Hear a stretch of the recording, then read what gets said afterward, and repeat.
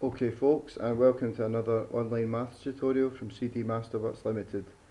And today we're looking at an outcome from the applications unit, calculating terms in a recurrence relation.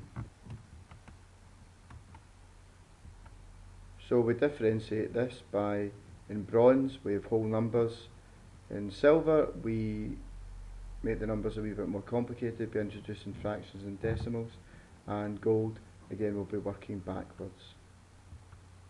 So first of all, let's look at calculating missing terms with whole numbers.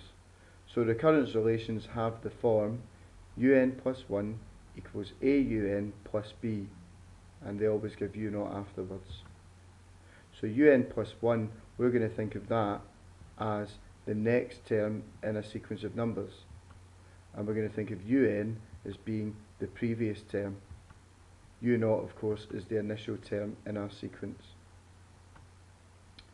So our sequence is defined by the recurrence relation un plus 1 equals 3un minus 5, where u0 equals minus 1. And we want to know what the value of u2 is.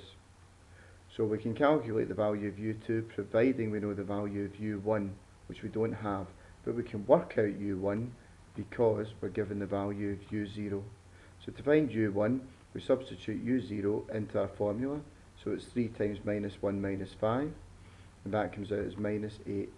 And to calculate u2, we sub the minus 8 back into our general formula. So 3 times minus 8 minus 5 gives us an answer of minus 29. So if we can just quickly work our way through these 6 questions, and pause the video now, and then we'll go over some answers. Okay, so you've unpaused the video, you must be ready for the answers now. So the first one, u2 would be 7, second one, u12 would be 13, question 3, u5 would be minus 23, number 4, u9 is 77, number 5, u6 is minus 12, and question 6, u3 is 374. So that was quite straightforward. Let's see if we can do it with fractions and decimals. So this time we've got our recurrence relation as un plus 1 equals 0.5 un plus 1, where u0 equals 6, and again we have to get the value of u2. So u1 first, so we've got 0.5 times 6 add 1, so 0.5 times 6 is just 3, and if we add 1 to that it gives us 4. And then to get u2, we substitute 4 back into the formula, so it's 0.5 times 4, which is 2, and if we add 1, gives us a final answer of 3. So here's 6 for you to try. Pause the video now.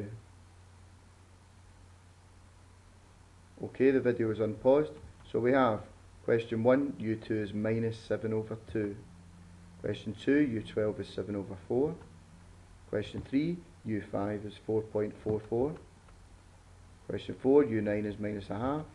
Question 5, u6 is minus 4.92. And question 6, u3 is 17 over 2. So if they give decimals in the question, you should give your answer as a decimal.